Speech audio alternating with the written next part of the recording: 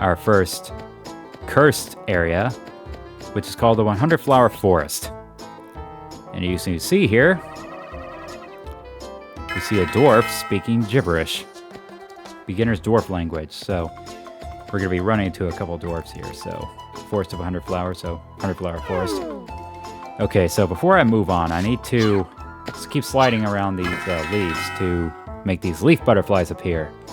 So what I want is I need to have 25 leaf butterflies. So what I'm going to be doing here for the next couple minutes is I'm just going to just keep sliding and sliding and sliding until I get 25 leaf butterflies. So I'm going to cut it right here, and I'll be right back as soon as I get the 25 leaf butterflies.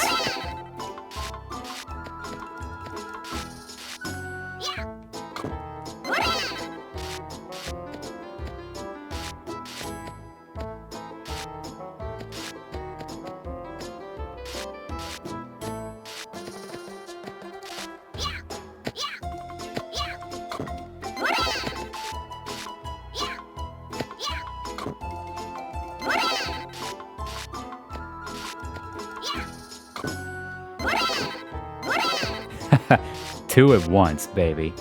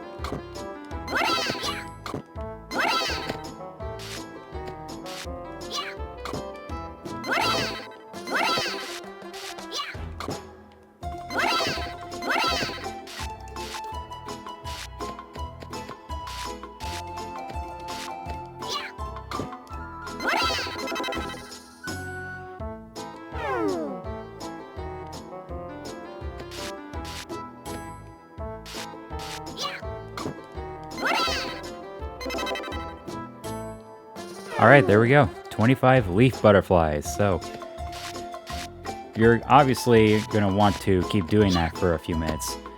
And we're going to need those leaf butterflies until for an event later in the game. So here are these dwarves that I mentioned earlier. So you got to jump on and bite on them to learn the dwarf language. That's a rather unorthodox manner of learning a language. Just jumping and biting on their heads. Ow! So yeah, you're gonna want to be careful on this bit, so... Alright, here's our third dwarf. If we go over here, we'll be in the dwarf village. Oh, and get used to seeing this screen. You're gonna be seeing that quite a bit. So here's our first village in the game, the dwarf village. If we go over here, here's our last dwarf that we got to bite onto. And now we got the dwarf language. So now, we'll be able to talk to the dwarves. So what this dwarf is saying is that, obviously he's talking about the spell that's been cast in the 100 Flower Forest. And some of the dwarves have been missing for quite some time now.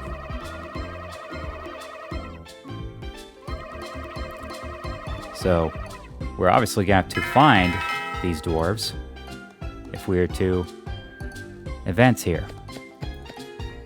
If we are to advance and talk to the dwarf elder.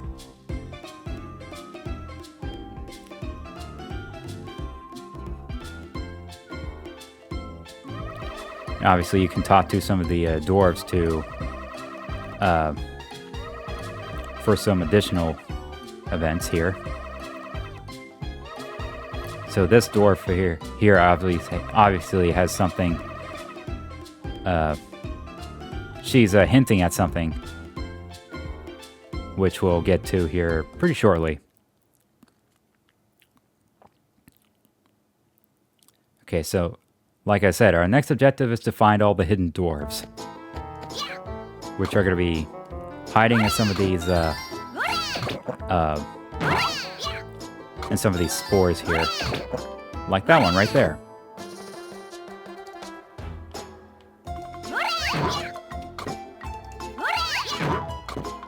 But since I've played this game quite a number of times, I know exactly where all the dwarves are hiding.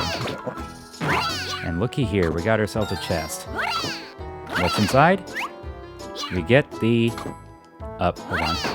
The wood boomerang. And I got that. I'm going to go ahead and equip that. I really wish that you could just push, like one of the shoulder buttons to...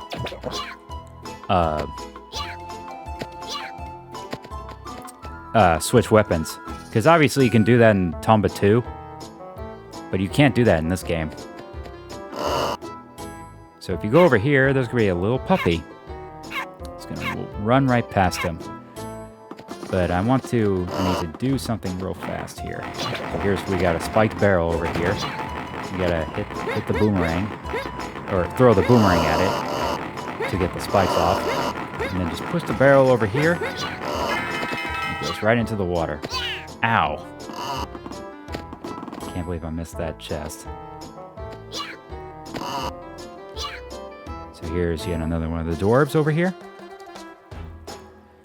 You know, as I was talking about wishing that this game got a actual, like, remake, you know, just I mean, because I would just love to see this game just live up to its full potential. I mean, it's a great game as is, but there's just some stuff that I really wish that you know, developers would just make this game truly realized. You know, sort of like how they've been doing with the Final Fantasy VII remakes.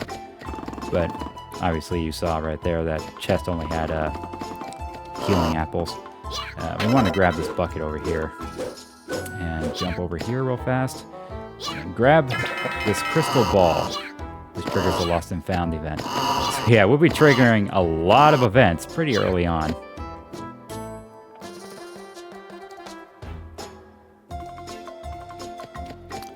So if you let the puppy run past you, this kid here will point that out. I'm going to go ahead and get the puppy down from there.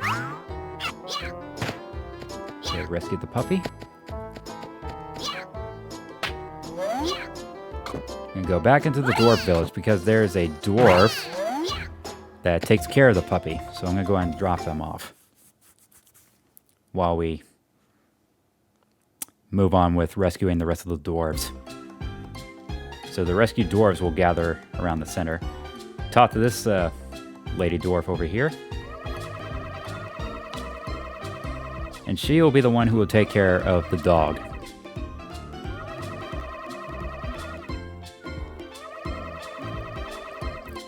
So we gotta decide on the dog's name. Ah, yes. Good old Baron. So, Baron it is. So now she's going to point out the items that's going to be required to care for Baron. So now she's pointing out the healing herbs, which we can find in one of the later areas. I think if you talk to this dwarf right here, yeah, he's going to point out his child, which actually happens to be that little kid dwarf that we just talked to earlier that pointed out the dog. So yeah, now he's lost. And now we gotta look for him as well. Which will be no problem. And he will be in this area right here, but I'm going to make sure I get all the dwarves rescued in this part of the 100-flower forest before I move on.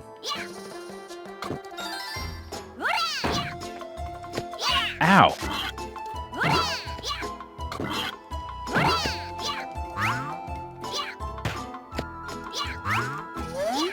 I gotta keep, there we go, right there. Actually, I'm going to be here for quite some time. Or on the 100-flower forest, I mean. Just in general. Because there are multiple areas in the 100-flower forest with a couple of runs that can get done. Alright, so there's yet another dwarf for hanging out up there. Ha! Gotcha! Gotcha! Whoa, look at him fly. There's actually a treasure chest right here. Go ahead and open that with some charity wings. Whoa! Whoa! Whoa! Whoa! Whoa! Whoa! Get out of here! Those charity wings. Watch out for the fire. I'm already starting to get hurt quite a bit here. Yeah, there's a little apple right here I can eat. And actually, if you do a charged attack on the pump rocks, an apple will fly out of there.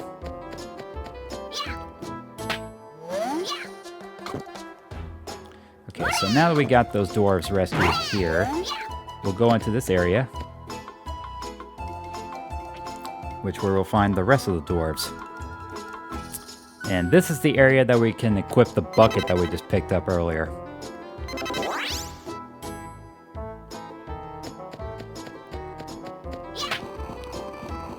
And the reason that we can equip the bucket is because we'll see drops of water like that, so we can fill up the bucket with water. As I said, we can find some more dwarves here. There's a dwarf right there.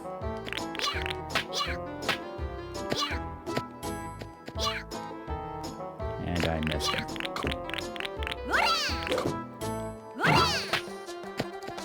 Anyway, here's a pump rock and another treasure chest, but this time we get the jumping pants. So obviously with these, we can jump farther. Hence why it's called jumping pants.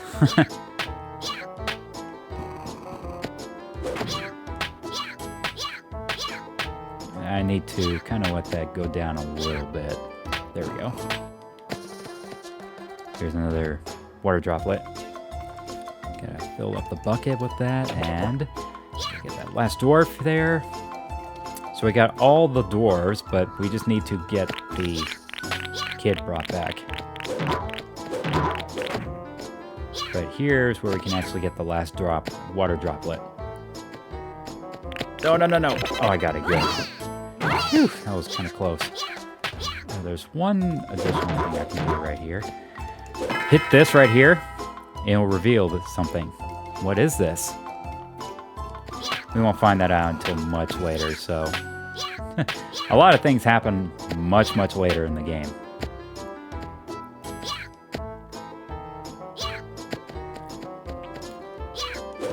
So, I'm gonna head up top here. Top the watchtower. But if you head on top of the top of this covering right here, here's a telescope. Look and see. Put the telescope right here, and you will be instantly done with that event.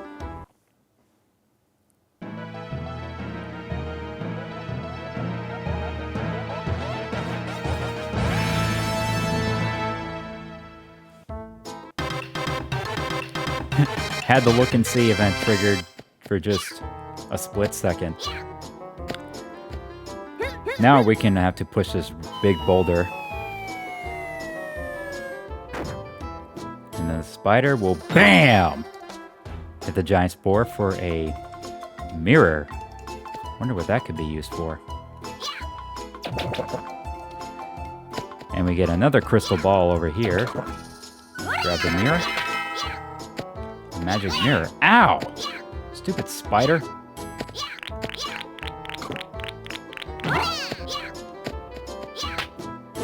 We're actually already getting close to that 100,000 adventure points that we talked about earlier. Just gotta try and get on top here. Perfect. So if we go over here, this is where we can find the missing child. So he's stuck up here and he can't get down. Not to worry, kiddo. Let's talk to him again and we can take him home.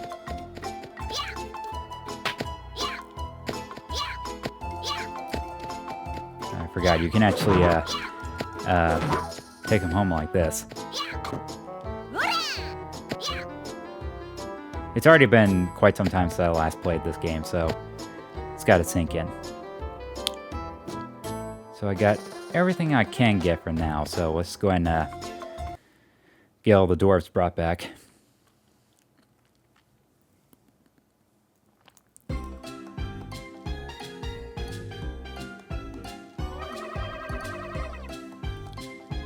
So now that we've reunited the father and son, we get some cheese.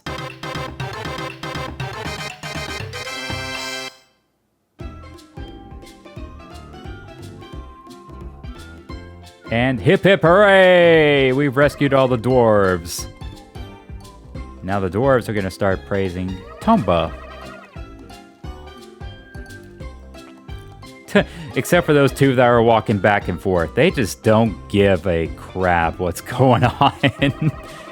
Wow, you don't even care about your fellow people being rescued? Yeah, just go and walk back and forth. While everyone is celebrating. Wow. They just don't care. Alright, so now all the dwarves were rescued. Let's head back to that dwarf that we talked to that triggered the quest. Or event, rather.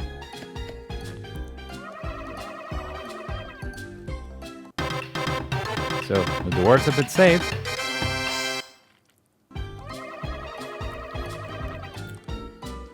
And now he'll grant us passage to talk to the dwarf elder. So let's go ahead and do that now.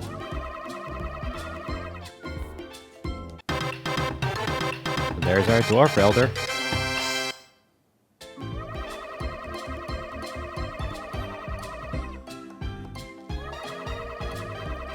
So now what we're gonna get is our first little item that requires us to hunt for the evil pigs, the blue evil pig bag. Unfortunately, we're not going to be able to capture the blue evil pig until much, much later. So now he gives us what the evil pig bags are all about.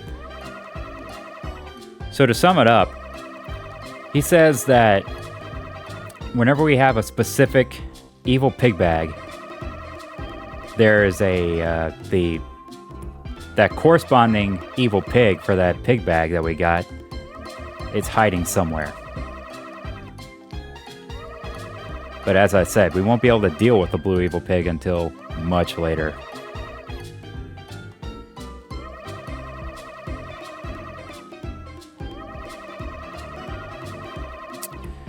And now we can go explore all of the 100-flower forest to our heart's desire. And obviously, he's going to be pointing out the next area that we need to go for, and that's Phoenix Mountain.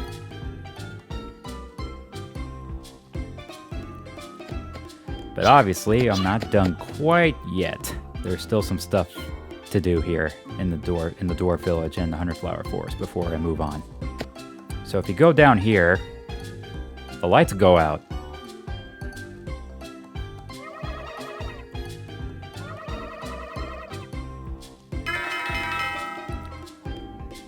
So, whenever you come down here, the lights will go out, and then that will trigger these next couple quests here. Or next couple of events. Events, quests. I think they're the same thing. I know the game they're called events, but I just can't help but call them quests sometimes. Okay, so what we gotta do here is we gotta talk to this dwarf over here. He's got a torch that we can use. So now we just go back down to where we went and use the torch there.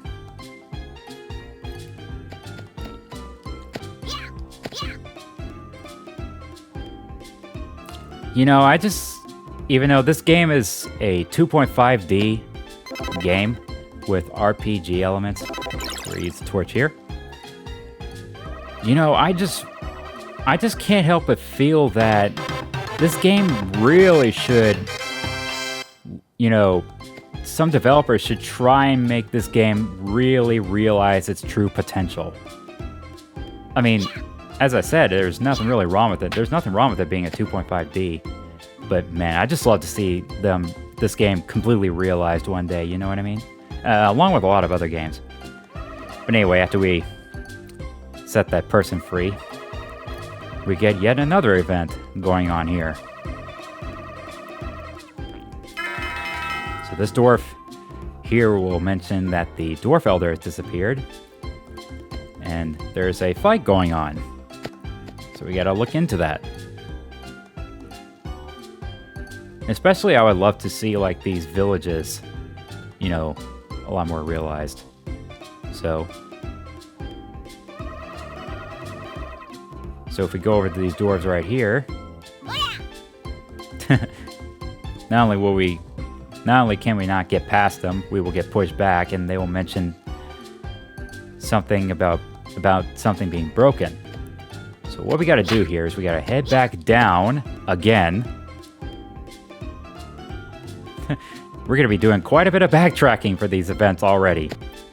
And look what we got here. We got a broken vase. Or a broken vase for you people overseas.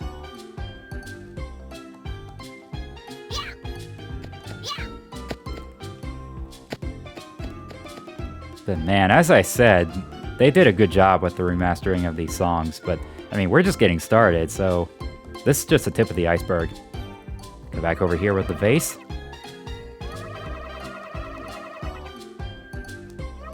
And then, Dwarf Elder jump scare. Right from underneath those leaves. So now we stop the fight.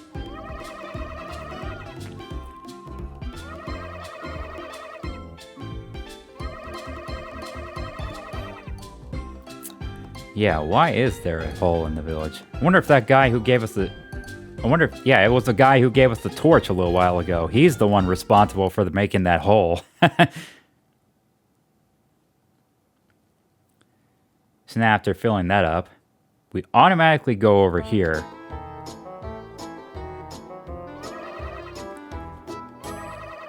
So now these dwarves are obviously talking about the person that made his escape earlier.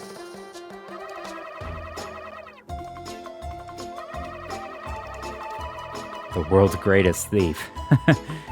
Let's see if he's the, see if he's a world-class thief, on the level of Sly Cooper. Or the caliber of Sly Cooper. Nah, he's got nothing towards Sly Cooper.